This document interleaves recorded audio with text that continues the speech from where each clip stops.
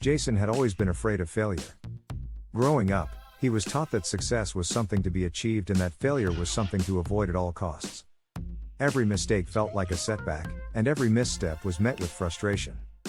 But one day, while reflecting on his career journey, Jason had an epiphany. What if failure wasn't the end of the road? What if it was just the beginning of something bigger?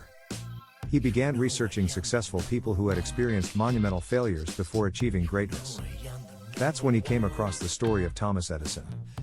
Edison had over 1,000 failed attempts before finally inventing the electric light bulb. He was once asked about his many failures, and he famously replied, "I have not failed. I've just found 1,000 ways that won't work." Edison's mindset shifted something in Jason. It wasn't the failures that defined Edison, but his ability to keep going, to fail forward, and to learn from each mistake. The concept of failing forward, using failures as stepping stones toward success, became Jason's new mantra. Jason's curiosity led him to explore other stories of failure turned success, and that's when he read about Steve Jobs. After being ousted from Apple, the company he co-founded, Jobs went through a period of immense struggle and self-doubt.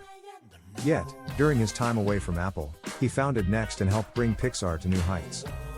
When he was eventually invited back to Apple, Jobs led the company to some of the most groundbreaking innovations in tech history. He said, "You can't connect the dots looking forward, you can only connect them looking backward." Jobs' story reinforced Jason's newfound belief that failure wasn't a dead end. Instead, failure was part of the journey, and the lessons learned from those experiences were often the seeds of success. Jason decided to apply this mindset shift to his own life. He had recently launched a startup, but after a few months, the company faced a major setback. The product wasn't selling as expected, and key partners backed out. For weeks, Jason wrestled with feelings of defeat. But then, he reminded himself of Edison and Jobs. He thought, what if this failure is just a lesson in disguise? Jason took a step back, analyzed what had gone wrong, and made a new plan. He realized that the product's core idea was strong, but the execution needed improvement.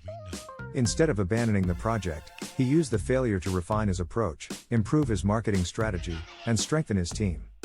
Several months later, Jason's company relaunched with a much stronger product, and this time, it took off.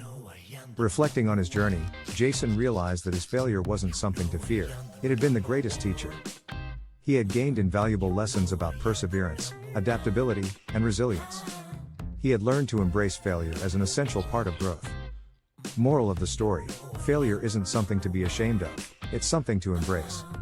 Every setback is an opportunity to learn, grow, and improve. The most successful people didn't avoid failure, they failed forward. They learned from their mistakes and used them as stepping stones toward their ultimate success. Engagement tip: what is a failure in your life that has taught you a valuable lesson? How did you turn that failure into growth? Share your story in the comments. We'd love to hear how you've learned from your setbacks and turned them into stepping stones on your path to success. Remember, failure is not the opposite of success, it's a part of it.